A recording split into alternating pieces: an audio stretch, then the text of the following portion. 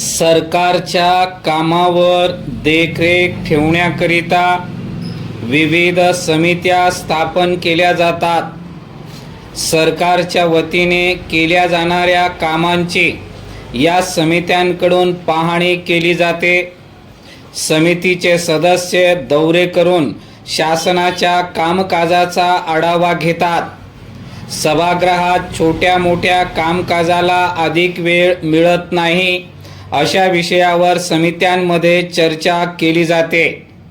समितीचे अहवाल विधिमंडळाला सादर केले जातात. विधिमंडळाचे कामकाज वर्षातून सरासरी 40 ते 50 दिवस होते.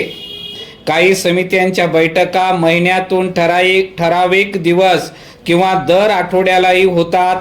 यामुळे एखाद्या विषयावर सविस्तर चर्चा अथवा छाननी करण्यास पुरेसा कालावधी समित्यांमध्ये मिळतो. परिच्छेद महाराष्ट्र विधानमंडळात 30 विविध समित्या कार्यरत आहेत. या समित्यांमध्ये विधिमंडळाच्या उभय सभागृहाच्या सदस्यांचा समावेश केला जातो. त्यातही विधानसभेच्या सदस्यांचे प्रमाण अधिक असते. काही समित्या या दोन्ही सभागृहाच्या स्वतंत्र असतात.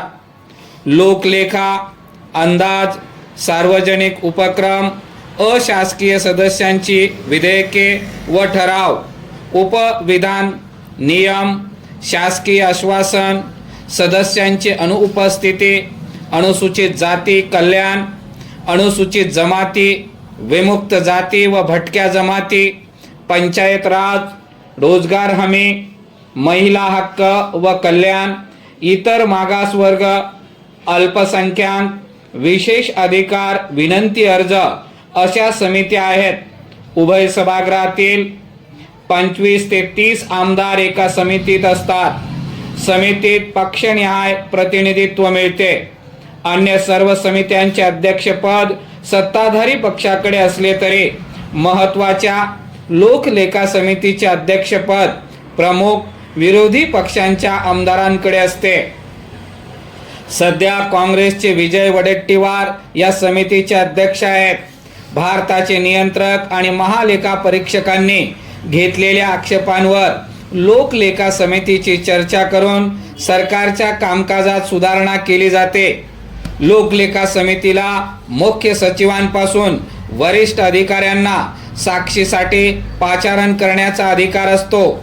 लोकलेखानंतर अंदाज समिती महत्त्वाची मानली जाते. या समितीच्या धुळे दौऱ्यातच समिती प्रमुखाच्या सचिवांच्या कक्षात 1,84,00,000 रुपयांची रोख रक्कम आढळल्याने सध्या वाद निर्माण झाला आहे. अर्थसंकल्पीय अंदाज आणि पूरक अनुदानाच्या मागण्यांची छाननी करणे हे अंदाज समितीचे मुख्य काम असते. परिच्छेद सरकारी कामकाजावर देखरेख ठेवणे व अर्थसंकल्पीय अनुदानाचा आढावा घेणे हे मुख्यत्व समितीचे काम असते.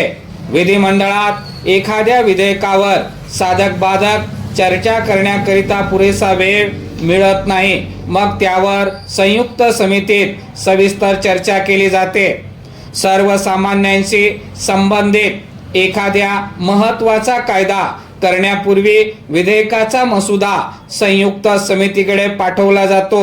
सध्या राज्यात जनसुरक्षा कायदा हा असाच वादग्रस्त ठरला आहे.